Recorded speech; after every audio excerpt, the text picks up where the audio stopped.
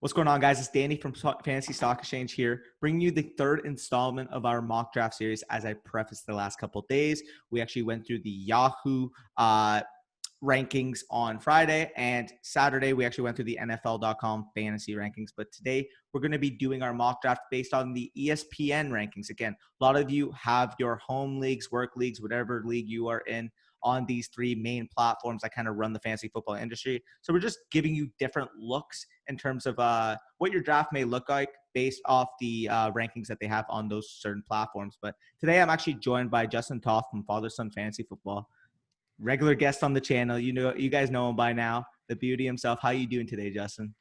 I'm doing good, man. How are you? I mean, I could be doing better. Thunder kind of pissed me off the other day, but hey, what are you going to do? Hey, the Lakers pissed me off last night. We're not doing so good. We're recording this on the Saturday, and man, like, Lucas is probably just watching this video licking his chops because I was like, oh, Lakers in four in the chat. But, yeah, that was a mess. I was ripping a poker game with the boys and fucking look over, see we're fucking getting their ass wet. I'm like, yeah, I'm not watching the rest of this game. But anyways, viewers are here to see a nice mock draft. Let's bring it to them. Fire. You're picking from the 4 slot. I'm picking from the 5 slot. Should be interesting in what happens. So let's kick it off. Start this draft, baby. Draft is loading, and we're just going to be giving the viewers the draft board view so they can kind of see what goes on in front of them. But yeah, I'm nervous. Nervous, eh? Just like hopping into your first home league. You're on ESPN. You're nervous. You got an absolute stallion behind you, sniping all the picks. You know, I'm kidding. But let's get it. Now, we're going to be doing some snipe action on each other, so we'll see what happens. If the first 3 picks isn't like McCaffrey, Barkley, and Elliott, I'll be hella surprised. But McCaffrey, Barkley, yeah, pretty consensus top 3 at this current point in the offseason. But who are you thinking about at 4 here? Well, right now my draft board's still loading. Thank you, Fantasy Press for the internet. So, shout out. But I'm going to be going Kamara here. I'm not worried about the holdout. The holdout, obviously, people can be a little hesitant about, but I believe he's going to get signed. They said they're close to a contract extension. It's between Henry, Clyde, and Kamara for me, but I'm going to go with Kamara here because targets, man. Targets matter. Here we go. There we go. Just showed up on my screen. Yeah, definitely fair with Kamara. I mean, if he gets that contract figured out, the back is all settled. I do still believe he's in that elite tier with the Barkley, Elliott, and Kamara. And at 5 here, I mean, I will typically smash Clyde Edwards-Helaire all day, every day at this spot. But I'm going to mix it up this draft. You know what? I still really like Derrick Henry. He's still my RB6 in half PPR. So let me mix it up, spice it up for the viewers, get a little ownership on Derrick Henry in this certain mock draft. So let's go with the big beast from Tennessee over there and Derrick Henry. And hey, man, it's one of the only running backs to have their entire offense centered around him. So I do like Derrick Henry this year, and I wouldn't fault anyone for taking him over Clyde. Or, you know, like you said, mix it up a little bit if you have a couple of drafts to do a different share with. Yeah, for sure. And you saw the big smile come on my face because you see who's listed still on the board. Wow. And I'm going to be going with Austin Eckler. I mean, this is clockwork. He's fallen to the 208 in your drafts. Don't let him fall. I mean, quarterback in the first round, quarterback at the 204 over a guy in Austin Eckler who's going to be the lead back on his team and probably see around 90, 100, possibly 110 targets. I mean, he is going to be a beast yet again in fantasy football. Love me some Austin Eckler. You know this by now. Clockwork, pairing him and Derrick Henry in the 1-2 rounds. So you're thinking here at 209, eh? Well, I just changed these lights to red, baby, because Kenyon Drake's still on the board here at 209. And for me, it's a no-brainer. Arizona's offense was one of the best rushing offenses last year. Their O-line surprised everyone. And this year 2 in Cliff Kingsbury's system, Kyler should be more efficient. Freezing linebackers, Kenyon Drake, at least 60% of the running back touches in that offense. And he's going to have some spike weeks too. And to pair that with a guy like Alvin Kamara, I'm very, very happy to do so. For sure. As we see afterwards, Chris Godwin, James Conner, Travis Kelce, Kenny Golladay, Juju Smith-Schuster, and George Kittle all going off the board. So the 2 tight ends getting picked right before you. Man, if one of those guys fell to me at 305, I probably would be doing jumping jacks all over this room. But yeah, who are you thinking here? So 304 is where it gets interesting because I typically like to start at least 3 running backs out of my first 4 picks. So the guy I'd be looking at here would be Jonathan Taylor this early. I believe the guy's a stud and has league-winning upside. But you have these two wide receivers looking at me in the face. One, Don't Allen do it. Robinson, and the other one, DJ Moore. I know you love DJ Moore, and so I gotta go DJ Moore here, Oh, this man. this snipe action. Oh man, that's a That wide receiver 5 upside, and they're going to heck be yeah. down negative game script city NFC South. They're playing in a dome for at least 4 games out of the year, and also having arguably the worst defense in the NFL just means light it up in the passing volume. 100. So I mean, if you have any tiebreakers with DJ Moore or somebody else, just think about the receivers in that division and then think about the cornerbacks in that division. That'll kind of give you a glimpse about how the actual games will go in those divisional matchups. I mean, plain and simple. High-powered offenses. You got Carolina, Atlanta, New Orleans, and the Tampa Bay Buccaneers. So, as you mentioned, it was a toss-up between between DJ Moore and Allen Robinson. I'm actually just going to be going with Allen Robinson, getting that safe wide receiver 1. I mean, this guy's going to get 150, 160 plus targets to pair with those stud running backs that I got. So I really like the start of this draft. Definitely going well. yeah, And Allen Robinson, great pick. Jonathan Taylor just fell to me at the end of the 4th. Oh my gosh. So that should not happen in any of your drafts, but if he is there, that's a free select. So have fun with that pick, man. And the thing is I love Robert Woods so much that I would just typically smash him here. But man, Jonathan Taylor just should not be here. Like, easy. Wide or RB3 on my team. Don't have to rely on the instant first 2 weeks or 3 weeks of production specifically from him. But man, after that, he is going to be bona fide workhorse for those Indianapolis Colts. So definitely like that. I don't like you right now. I'm not gonna lie, that one hurt. You mentioned Robert Woods being there, and he shouldn't be there. So I'm gonna go with Robert Woods here, 4th round on one of my automatic wide receivers, just because the volume's gonna be there. One of the most pass-happy offenses in the league. Dude's had over 130 targets the last 2 seasons as well. So, and he should have some positive touchdown regression this year. So that's the Fully biggest agree. thing with Robert Woods is touchdowns. But if he gets touchdowns, then It's game over. Like yeah, he's already a 90, 100 catch upside guy, especially in a high powered, high volume offense in the LA Rams. So one of my favorite receivers. You get 2 of my favorite receivers in Moore and Woods. Last 2 I picks. do. So looking I nice. was going to go Terry there, but I thought he'd possibly make it back to me. Of course, Team 2 decides to take him on me. So Thank you, no Team Terry 2. McLaurin. Thank you, Team 2. That would have hurt my soul, you getting both my guys at the receiver position. So this may surprise some people. I mean, I didn't plan for this to happen, but there's a guy that's a running back for the Rams as well, and that's Cam Akers, man. And I think that week 1, Darrell Henderson has a hamstring strain now. It seems to be pretty serious. So coming out of the gates week 1, he should have at least 15 touches minimum. And volume is key in fantasy football, and I'm okay with having Robert Woods and Akers on the same team. I believe they're both going to be getting volume, and one's a running back that has league-winning upside potentially. So, yeah, I definitely agree. I mean, Cam Akers is a very fine pick there. I actually recently moved him up in my rankings. He's now my RB19. So great value there, in my opinion, in the 5th round. This, for me, all offseason, is 100% a smash of DeAndre Swift. Again, given the concerns with the injury going into camp, I do think possibly I can wait on him, maybe get him at that 608 and solidify my wide receiver 2 position here. And doing that, I will be taking Devontae Parker, wide receiver from the Miami Dolphins. You get the safety with Allen Robinson with the upside that Devontae Parker brings. So I'm fine. Again, people are going to bring up the Preston Williams. Preston Williams splits with him. Preston Williams is not going to be healthy starting week 1.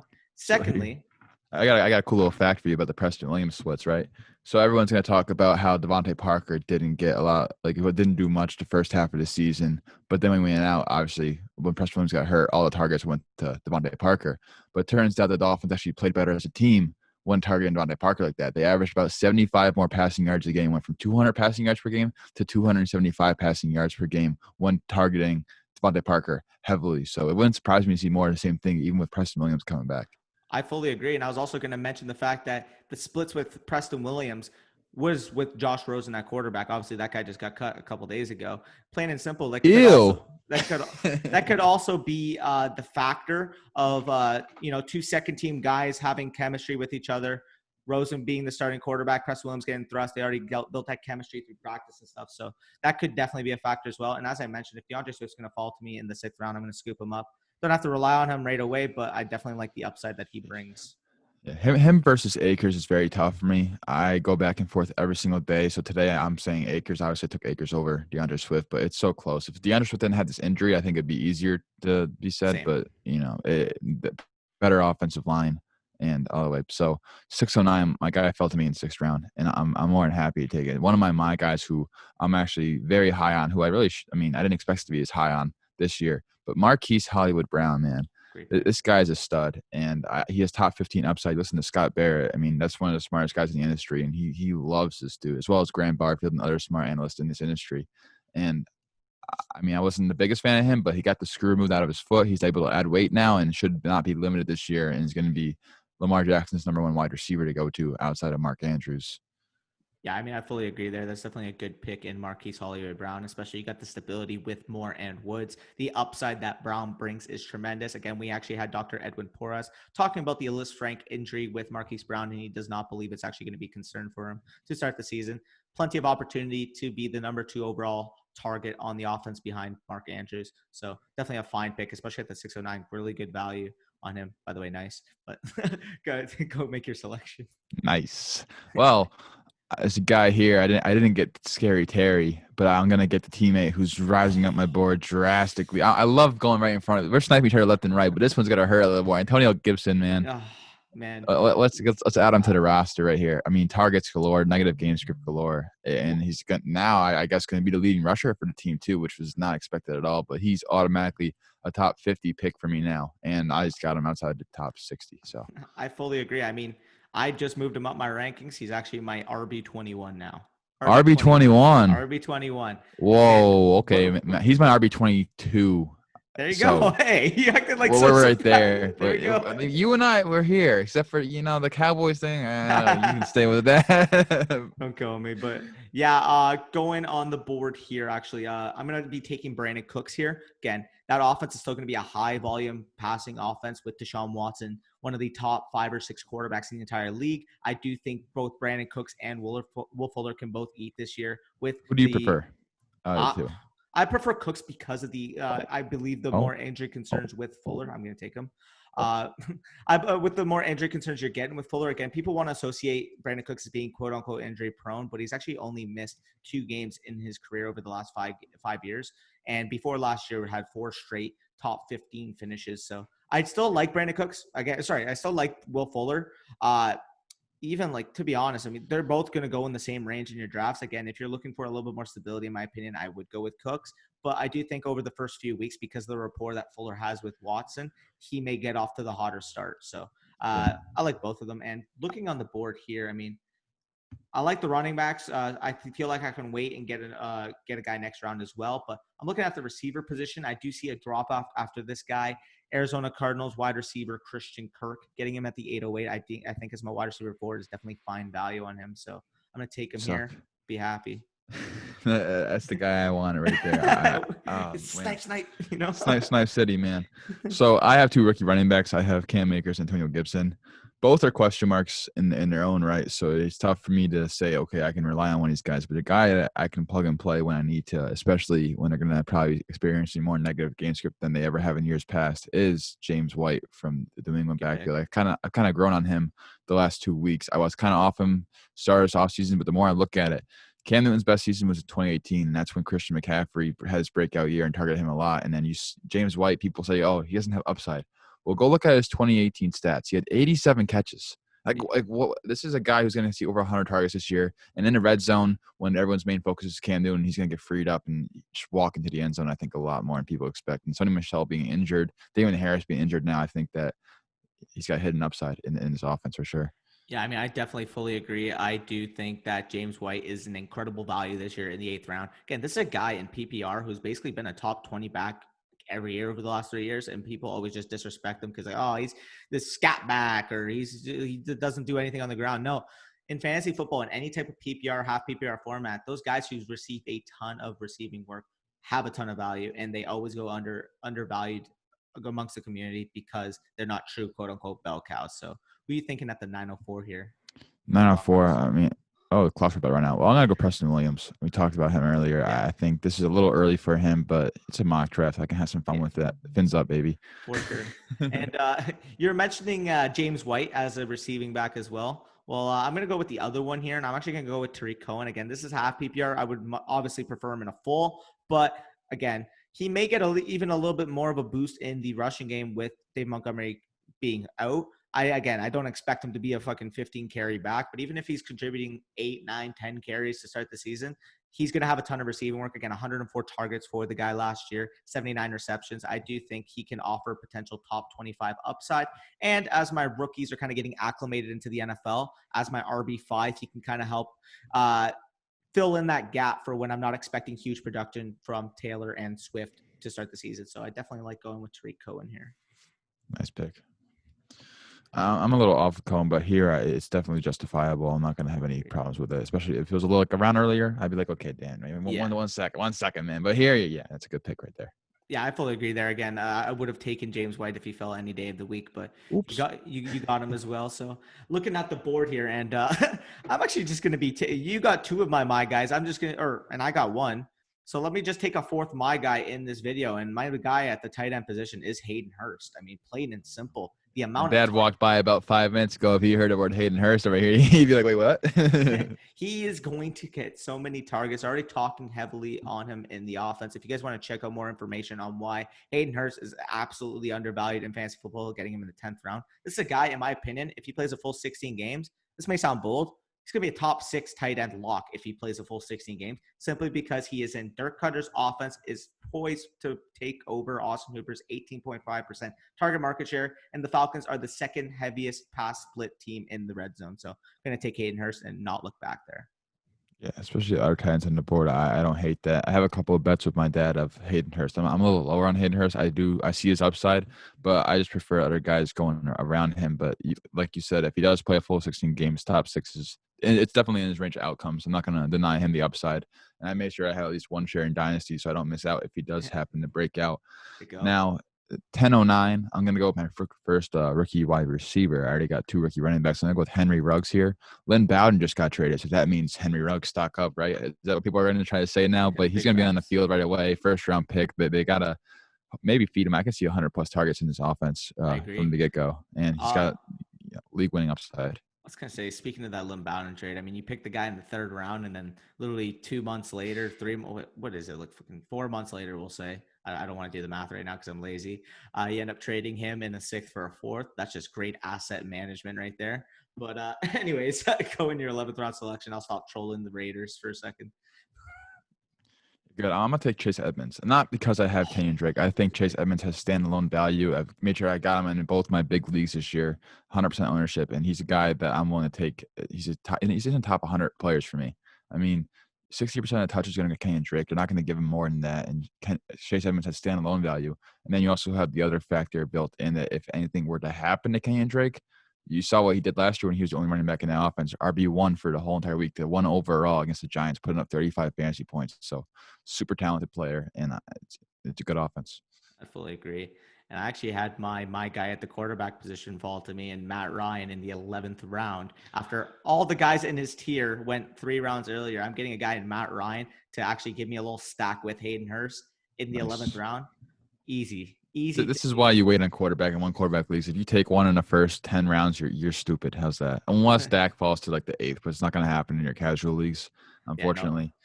Oh, the quarterbacks are going to be off like hotcakes in your casual league, so just make sure you monitor that situation. So looking on the board here again, the only running back really worth it, or there's only a couple of running backs really worth a damn. I do like Bryce Love, Jerick McKinnon, Anthony McFarland. There's a few guys there, but they're kind of all in a similar tier, and I feel like I can get them at 1305, at least one of them. So looking at the receivers, I do really like Michael Pittman Jr. and Laviska Shenault. You're going to be seeing this a day after I took Laviska Shenault in the last draft. So let me spice it up, take the other rookie. I'm going to be going with Michael Pittman Jr. of the Indianapolis Colts. I do think he can have a significant role starting this year for that team as their possession receiver. So definitely like that. Yeah, Laviska's going up my board too, especially with this whole Fournette getting released thing. Oh, yes. He can carry the ball, and it'd be interesting to see him get some red zone carries in this offense. So I have a plan here, and you mentioned you have a stack with your tight end, so I'm going to try to take Matthew Stafford and stack him with TJ Hawkinson on the back end if he were to make it back to me. TJ Hawkinson, I believe, has the breakout potential. Year one as a rookie, seeing it over 65% snap share in basically every single game he was healthy. That's very encouraging for future success. And second year breakout tight end candidate for me is TJ Hawkinson, and hopefully he made it back to me. Oh, he did. Let's go. There you So go. Hawkinson over Gesicki. Those two I go back and forth between. John Smith also in the conversation, but I'm trying to get a nice little mini stack here. So Yeah, Hawkinson. I was about to mention Johnny as well. I'm hoping he falls to me actually back at the 14th. Hey, you know what? Wait. So, okay, Jerick McKinnon did go. That's kind of who I was hoping to make it back to me. I'm fine with either McFarland or Love, whichever make it back to me at the 1408. So, you know what? I'm going to stay true to my board. Jonnu Smith is my tight end 8 overall right now. Might be 7, to be honest. I like that. Spicy. See, you and I, we like these two guys. You know, Jonnu Yeah. Smith's a great He's a pick, beast. and I think it's a beautiful pick right there. And I mean, I got him. I got my guy in Hayden Hurst. I got Bush's my guy in Jonnu Smith. We're just going full my guy draft today, apparently, and gonna lock up Jonnu, another guy I absolutely love for the season with the breakout potential that he offers for you, especially in the 13th round. Are you kidding me? This is a steal. But as we start seeing the tight ends just fly off, like damn. Yeah, everyone's like, "Oh shit!" For real. So looking on the board here, got some receiver. Oh, if Visca's gonna. I'm taking Visca. Like, there's no way I'm not. Yeah. Like, the wide receiver 6, lock it in. Put the pen on the paper. He's in. I love it. Awesome. It's a good pick right there. I love this team. Like, it's a good team. I think both our teams are very, very nice. I want to know who you have between Ian Thomas and Irv Smith. I found myself having to decipher between these two guys in both my leagues this year, and I'm looking for a guy who has upside. I think Ian Thomas's upside. He showed what he did last year, having a good performance in week 16 or 17 it was. And then Irv Smith could potentially be the number 2 target in that offense. So who do you go between those two guys? I personally prefer Irv Smith Jr. simply because, like, although, yeah, Rudolph being there does kind of hurt. I do think last year, again, they were the second most highly used in terms of 12 personnel. I mentioned that in when I was talking about Odell Beckham Jr., I was basically talking about how the Browns hiring Kevin Stefanski, he actually had the second highest usage in 12 personnel at 34% with the Minnesota Vikings last year as their offensive coordinator. Maybe the move to Kubiak kind of lets Irv Smith shine as this, you know, more used tight end, in my opinion, because he's more talented than Kyle Rudolph, plain and simple. And getting an upside guy like that guy, he was one of my favorite tight ends when he came out in his draft year. I do think he can supplement a role as the tight end, or not tight end, target number 2 or 3 in the offense, depending on how Justin Jefferson comes out of the gates. Because let's be honest here, we talk about the situation a lot. We know Thielen is going to be a mainstay on that passing game. But as Bush has alluded to a couple times in videos, any team that throws the ball less than 500 times in 1 year almost always improves by 60 or more passing attempts the following year. On average, I believe it was at 64 attempts that they would improve for the following year. Now, the Vikings had 466 passing attempts last year. So on average, that number should be jumping up to around the 530, 535, possibly 540 range. If that's the case, again, you know Adam Thielen's going to eat. They lost Stephon Diggs and his 94 targets. There is definitely a role to be had on this team. I do think Irv Smith, his 3rd year coming out of the NFL, can develop into that trustworthy option for Kirk Cousins. Sorry about that little mumble. I agree with that. I also go Irv Smith over Ian Thomas. It's close for me. So, like, say someone were to take Irv Smith, I'd be okay with Ian Thomas. But like you said, the upside is there for Irv Smith. For sure. And yeah, you got ranked number 1 here, eh? Big man. Did I? I don't even know how to check that. It just shows here. You got 1. I got 4. Nice little team here. I got the starting edge. You got the bench edge. So overall, we'll evaluate the rosters, kind of give the viewers a little rundown of how we went. So again, I'm going to go through my team first. I ended up with Matt Ryan, Derrick Henry, Austin Eckler, Allen Robinson, Devontae Parker, Hayden Hurst with Jonathan Taylor and DeAndre Swift, the 2 rookies in the flexes. As I mentioned, though, I might take a bench piece and put them in for the flexes while they develop. Brandon Cooks, Tariq Cohen, Christian Kirk, Jonnu Smith, Michael Pittman Jr., and Laviska Shenault. I just noticed I had a ton of rookies there, and I kind of like that. But bad thing. Let me see what you got on your team. Tell the viewers. Yeah, so I got Matthew Stafford, Alvin Kamara, Kenyon Drake, DJ Moore, Robert Woods, Bobby Forrest, love that guy, TJ Hawkinson, Cam Akers, I may not play in week 1, Marquise Hollywood Brown, I think is a perfect flex option for my team, James White, Antonio Gibson, Preston Williams, Henry Ruggs, Chase Edmonds, and Irv Smith Jr. Two solid teams right there. Again, if you guys have made it this far in the video, make sure you go leave a like down below. Comment what you think. Who do you think won the draft? Do you like my team better? Do you like Justin's teams better? Let me know your thoughts down below. Maybe any spots where we picked someone you thought somebody else should have been picked there. Anything you want to comment to, we reply to comments on the Fantasy Stock Exchange here. And make sure you go check Justin out. Justin, go plug Father Son Fantasy Football Podcast. Yeah, so my Twitter's at Justin_FFB, the Father Son Fantasy Football Podcast Listener League. We're getting that up and running soon, so you guys can enter that. It's in the pinned tweet over at FatherSonFF on Twitter. Also doing a DFS podcast this year. It's called In the Money DFS Podcast at In the Money DFS_ on Twitter with Coach Dan from Dynasty Theory. So that's going to be fun. Hopefully winning some people some money this year. But yeah, that's where you guys can find me. Check out the podcast, any podcast app out there. And that's the rundown. I mean, if you guys aren't subscribed to this channel, again, it takes a second. He goes, click. That's all you got to do, man. That's not hard. Yeah, for sure. As Justin alluded to, we're going to be coming at you as well with daily fantasy football content. Go win your leagues. Make sure you don't miss a video. And aside from that, I'm going to be signing off. Justin's going to be signing off. Anything you want to say peace? Yeah. All right. Peace is all I got to say, man. There you go.